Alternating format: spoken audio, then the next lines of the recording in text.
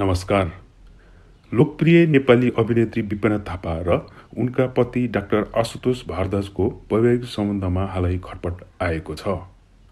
Doctor भारद्वाजको Facebook एकाउन्टबाट Bipana थापालाई लक्षित गर्दै आपत्तिजनक पोस्टहरू सार्वजनिक भएपछि यो विषय चर्चामा आएको हो। ती पोस्टहरूमा उनीहरूको सम्बन्ध समाप्त भएको दाबी गरिएको थियो। यस घटनापछि डाक्टर भारद्वाजले आफ्नो फेसबुक एकाउन्ट ह्याक भएको दाबी गरेका थिए।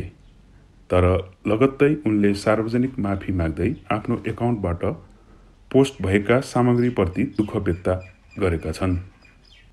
विपना थापाले भने फेसबुक लाइभ मार्फत आफ्ना पति लामो समयदेखि डिप्रेसनको औषधि सेवन गरिरहेको र मानसिक स्वास्थ्य समस्यासँग जुधिरहेको जानकारी गराएकी छन्।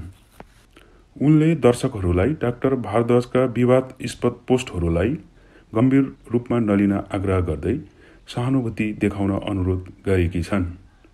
विपना थापा हाल दिल्ली प्रस्थान गरेकी छन्। यद्यपि डाक्टर भारद्वाजले आफ्नो फेसबुक प्रोफाइलमा वैवाहिक स्थिति सम्बन्ध विच्छेद भएको उल्लेख गरेका छन्। तर विपना थापाले भने आफ्नो प्रतिक्रियामा सम्बन्ध सुधारको सङ्केत दिएकी छन्। सन् 1990 को दशककी चर्चित अभिनेत्री विपना थापाले डाक्टर आशुतोष भारद्वाजसँग सन् 2008 मा विवाह गरेकी थिइन्। लामो समयपछि उनी नेपाली चलचित्र उद्योगमा पुनरागमनको तयारीमा रहेकी छिन्। धन्यवाद।